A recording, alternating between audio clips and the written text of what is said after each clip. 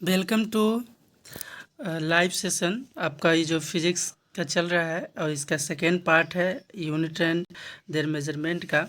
Unit and there measurement के ये second part में आप सबका बहुत बहुत स्वागत है।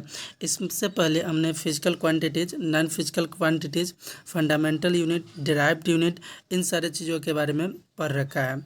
अब हम लोगों को डिराइव्ड यूनिट को, जिसको हम लोगों ने पढ़ा था कि कम से कम दो या दो से अधिक फंडामेंटल या एक ही फंडामेंटल यूनिट्स में जब उसको हम किसी डिराइव्ड यूनिट को दो या दो से अधिक फंडामेंटल यूनिट की सहायता से हम डिराइव करते हैं तो उस वैसे यूनिट्स को डिराइव्ड यूनिट कहते हैं। या ऐसा यूनिट जो कि इंडिपेंडेंट नहीं हो, जो डिपेंडेंट हो किस पर, डिराइव्ड यूनिट पे, तो वो हमारा क्या कहलाता है, हमारा कहलाता है फंडा डिराइव्ड यूनिट। अब हम लोग डिराइव्ड यूनिट को बनाने का तरीका पढ़ेंगे।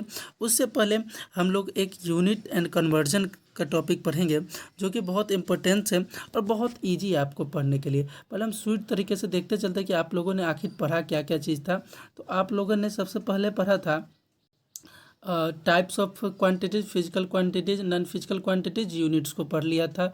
इसके बाद आप लोगों ने पढ़ा था फंडामेंटल क्वांटिटीज़ के बारे में पढ़ा था, फिर फंडामेंटल क्वांटिटीज़ का डिराइव्ड क्वांटिटीज़ और इन सारी चीज़ों के बारे में पढ़ा था। इसके बाद हम लोगों ने पढ़ा था यूनिट्स के बारे में, हम लोगों ने पढ़ा था। अगला जो चैप्टर था आपका, इसमें हम लोगों ने सप्लीमेंट्री यूनिट्स के बारे में पढ़ा था। सप्लीमेंट्री यूनिट में आपने पढ़ा सॉलिड एंगल एंगल के बारे में और प्लेन एंगल के बारे में, तब सिस्टम ऑफ यूनिट के बारे में पढ़ा था। और यहीं पे जाकर हमारा टॉपिक था SI prefixes. The CGPM, conference general of डेस्पोडेट मीडियम मेजरमेंट या conference general of weight and measurement, जिसको हम लोग बोलते हैं for CGPM recommended a standard prefix for certain power of 10। Power of 10 को हिंदी में 10 के घात कहते हैं। और ये क्वेश्चंस भी पूछा जाता है और ऐसे क्वेश्चंस आपको बनाने के लिए भी मिलते हैं कि ये जैसे हम लोग रटते हैं कभी कभी कि 1 मीटर में 100 सेंटीमीटर ही क्यों होते हैं, कभी दिमाग में आता है। तो उसका कारण है कि कुछ सर्टेन पावर्स दिए गए हैं, जो सर्टेन पावर्स हमको दिमाग में रखने चाहिए। याद करना बहुत ईजी है, आप इसको आराम से याद कर सकते हैं। देखिए यहाँ पे क्या चीज़ है, सिंबल दिया हुआ है, सिंबल DA, डेका का 10 के power 1, H hecto 10 to the power 2, K kilo 10 to the power 3, M mega 10 to the power 6, G giga 10 to the power 9, T tera 10 to the power 12, P peta 10 to the power 15, E exa 10 to the power 16, Z zetta 10 to the power 21, Y yotta 10 to the power 24। एक चीज़ याद रखना कि कोई अगर तुझे सीधे पूछे कि डेका का 10 के पावर में कितना वैल्यू होता है तो सीधे हम 10 के पावर 1 बोलेंगे। हम शुरू में देख रहे हैं कि डेका 10 के पावर 1 है, हेक्टो 10 के पावर 2 है, किलो 10 के पावर 3 है। इसके बाद मेगा गीगा टेरा पेटाक्स तीन तीन के अनुपात में, मतलब तीन तीन के रेशियो में बढ़ते जा रहे हैं, तीन तीन बढ़ते जा रहे हैं। जैसे देखिए 10 के पावर 1 2 3 फिर 6 9 12, ये याद रखना है। इसको याद करना भी बहुत ईजी है।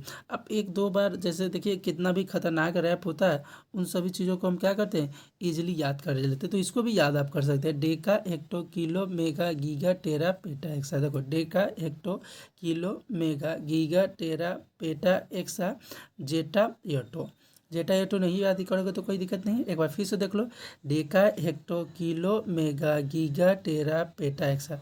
डेका 10 का पावर 1, हेक्टो 10 का पावर 2, किलो 10 के पावर 3, उसके बाद हो गया मेगा 10 के पावर 6, गीगा 10 के पावर 9, 10 के पावर 12 हो गया तो टेरा, 10 के पावर 15 हो गया था पेटा, 10 के पावर 18 हो गया था एक्सा, 10 के पावर 21 हो गया था जेटा और 10 के पावर 24 हो गया था योटो। आपको इसमें कोई दिक्कत होगा नहीं, तो इतना चीज़ याद रखना कुछ। अब देखो जो इसमें नहीं है और एक और आपका उसमें नहीं होगा, वो सारा चीज़ बेसिक यूनिट। तो बेसिक यूनिट को बीच में रखने के कारण क्या है कि ये एक रूल है, जो रूल आपने कहीं नहीं पढ़ा होगा, ये रूल सिर्फ स्पेशली आपको यहीं पे मिलेगा। तो वो क्या हो गया, सेकेंड है, मिनट है, ग्राम है, किलोग्राम है, मोल है, एम्पियर है, ये सारे चीज़ आपके क्या आएंगे, ये सारे चीज़ आपके डिराइव्ड यूनिट में आएंगे। कौन चीज़ में आएंगे, सॉरी आपका आएगा बेसिक यूनिट में आएगा। तो हमने बेसिक यूनिट को समझा है। बेसिक यूनिट में सेकेंड, मिनट, ग्राम, किलोग्राम, मोल, एम्पियर। इससे ऊपर वाला जो चीज़ था वो पॉजिटिव वैल्यू हमेशा याद रखना कि ये पॉजिटिव वैल्यू में आता है, कोई डायरेक्ट पूछ ले तो, नहीं तो सिर्फ आपको यही याद रखना 10 के power 1 2 3 6 9 12 15 18, 21, 24 deca hecto kilo mega giga tera peta exa. अब आगे देखिए, आगे आप देखिएगा तो इसको निगेटिव इसलिए लिखे हैं कि अगर इसके बारे में कोई पूछे कि सीधा पूछ दे तुमको कि डेसी का 10 के वैल्यू बताओ, तो 10 का वैल्यू 10⁻⁻1 जाएगा। निगेटिव वैल्यू लिखने का मतलब ये चीज़ था। तो डी से डेसी 10 के पावर 1, सी से सेंटी 10 के पावर 2, एम से मिली 10 के पावर 3, यू से यू जो होता है ये यू नहीं है, म्यू इसको पढ़ते हैं, म्यू से माइक्रो 10 के पावर 6। म्यू को लिखने का तरीका बड़ा सिंपल है, ऐसे ले लीजिए और इसको ये तो ऐसे ही ऐसे रहता है, ये थोड़ा सा नीचे इसके जाता है। तो म्यू हो गया। म्यू के बाद आप देखिए इधर माइक्रो, माइक्रो के बाद नैनो, नैनो के बाद पिको, फेम्टो, एटो, जेप्टो, एटोस, सबका वही सेम चीज़ है। Deci, centi, milli, micro, nano, pico, femto, आराम से याद कर सकते हैं। Deci, centi, milli, micro, nano, pico, femto, एटो। ठीक है। अब इसका है मेथड कि आखिर यूनिट कन्वर्जन क्या करेंगे, ये तो हमको याद करना है नहीं, हमको तो मेन चीज़ है ये चीज़ जानना। तो आपको याद करना सिर्फ वही है कि ऊपर का वैल्यू याद कर लो हमेशा, deca hecto kilo mega giga tera peta exa, deci centi milli micro nano pico femto hecto. उसके बाद याद रखना ठीक उल्टा, जैसे आप हमेशा पढ़ते हैं कि जब भी ऊपर की ओर वैल्यू जाती है तो पॉजिटिव होता है, नीचे की ओर आती है तो निगेटिव होता है। इसमें क्या करना है कि अगर मानो कि हम deca hecto kilo mega exa centi deci milli micro ये सब पढ़ाएंगे तो वो नीचे की ओर आएंगे, तो नीचे की ओर आएंगे तो पॉजिटिव साइन लेंगे, ऊपर की ओर जाएंगे तो निगेटिव साइन लेंगे। हमेशा याद रखना कि अगर मानो डेका से हम सेंटी पे आ जाए, हेक्टो से मिली पे आ जाए, या किसी से deca hecto kilo mega giga tera peta exa से deci centi milli micro nano pico femto atto पे आते हैं, तो हमेशा हमको वैल्यू क्या रखना है, हमेशा हमको वैल्यू नीचे की ओर आने पर पॉजिटिव। और वही deci centi milli micro nano pico femto atto से deca hecto kilo mega giga tera peta exa पे जा रहे हैं, तो हमेशा वैल्यू क्या रखना है, हमको निगेटिव रखना है। मतलब ऊपर की ओर हमेशा निगेटिव और नीचे की ओर हमेशा पॉजिटिव। ऊपर से नीचे की ओर आएंगे तो पॉजिटिव और नीचे से ऊपर की ओर जाएंगे तो निगेटिव। इतना बात को कंफर्म रखिए। उसके बाद है उसके बाद आपको समझना है कि अगर मानिए, अगर आप ध्यान से देखिएगा कि एक तो रूल हो गया ये ऊपर नीचे वाला, समझ गए।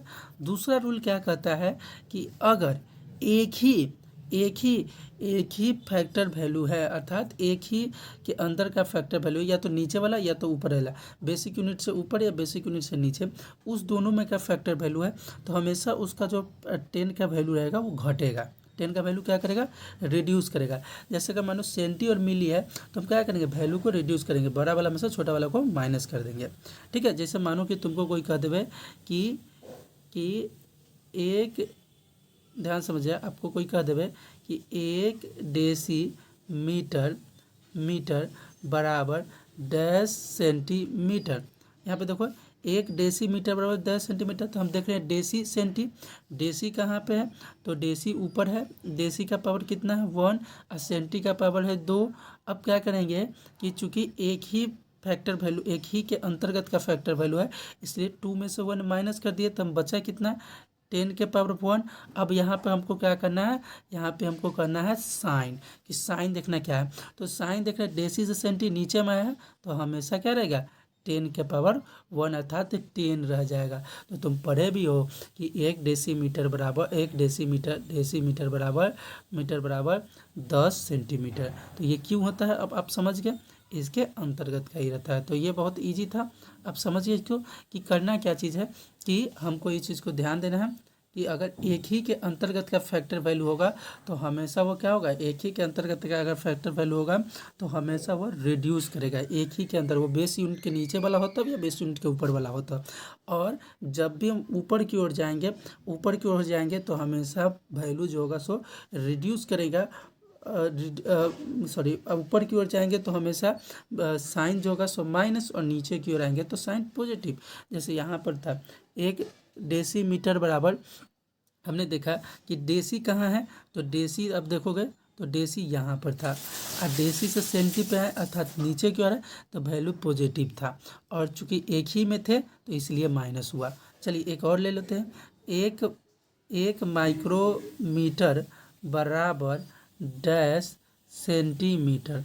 ध्यान समझिए, माइक्रो कहाँ है, माइक्रो यहाँ है, माइक्रो का वैल्यू 10 के पावर 6 अर्थात इसका वैल्यू है 6, और सेंटीमीटर का वैल्यू 2, तो घट जाएगा क्योंकि एक ही फैक्टर वैल्यू के अंतर्गत है। 6 में से 2 गया तो 4 बच गया। अब 10⁴ सेंटीमीटर तो है, तो 10⁴ सेंटीमीटर है।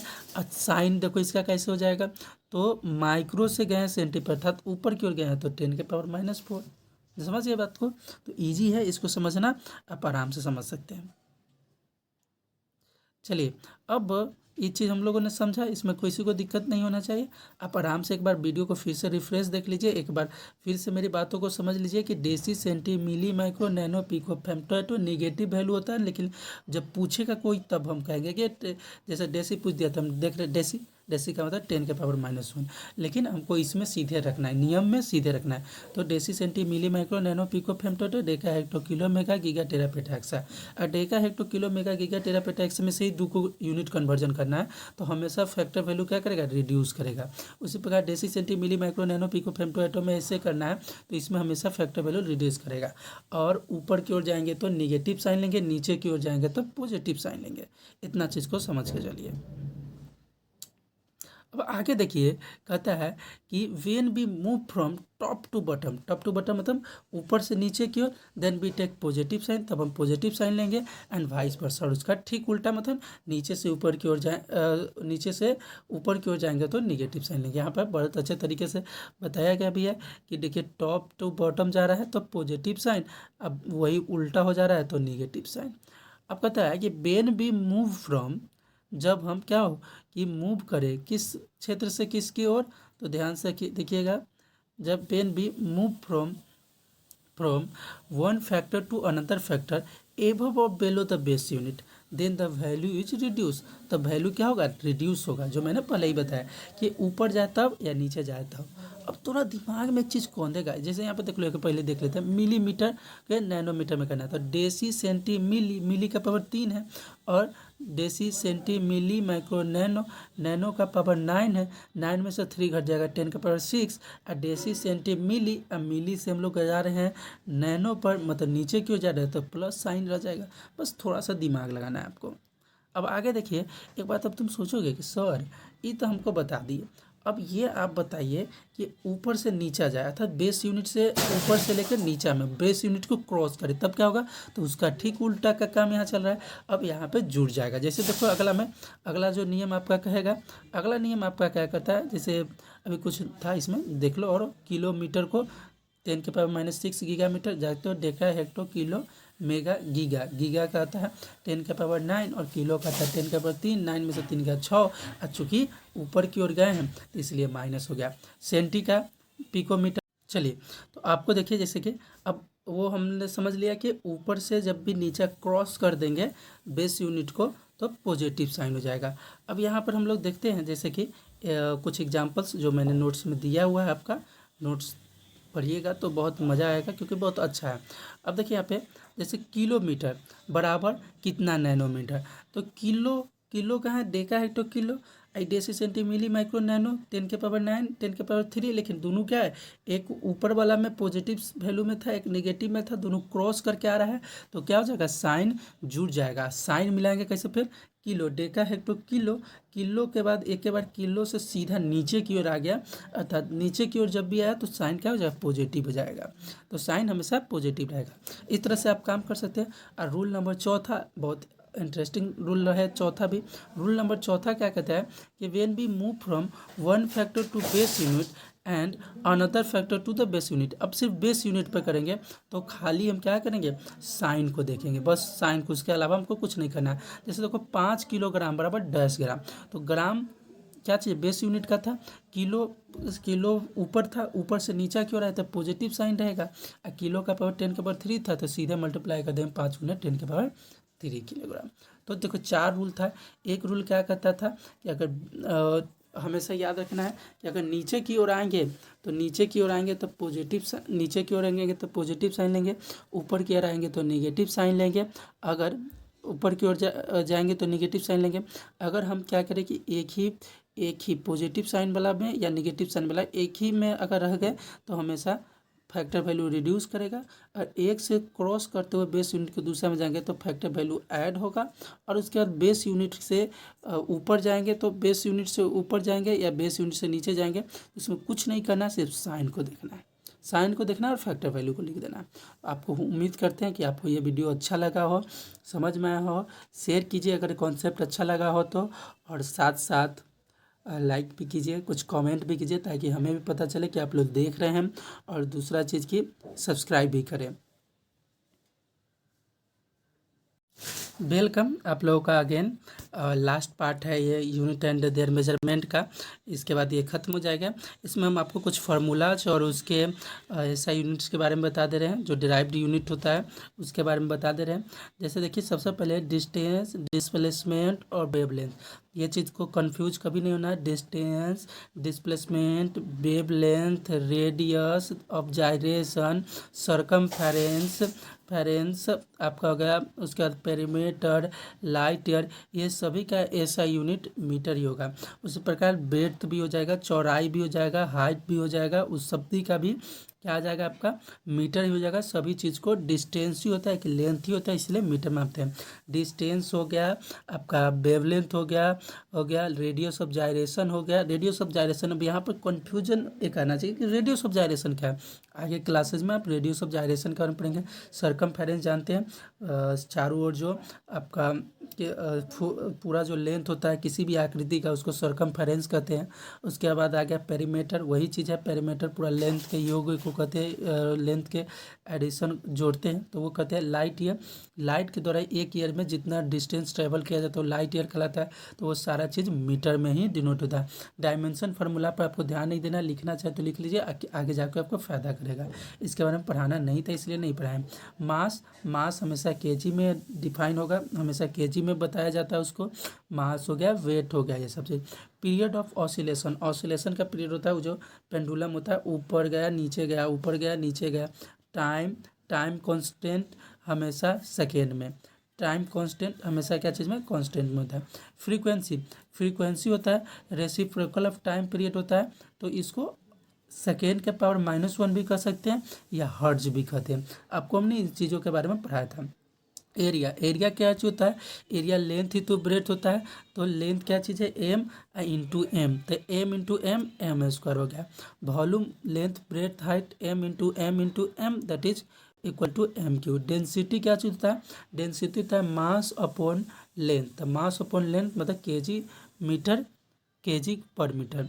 स्पीड, वेलोसिटी, इसका होता है displacement by time, metre per second. Acceleration, change in velocity upon time, metre per second. Linear momentum, mass into velocity. इसमें जितना चीज़ आपका आएगा, अभी तक देखिए आप कहाँ पर क्या क्या चीज़ पढ़िएगा।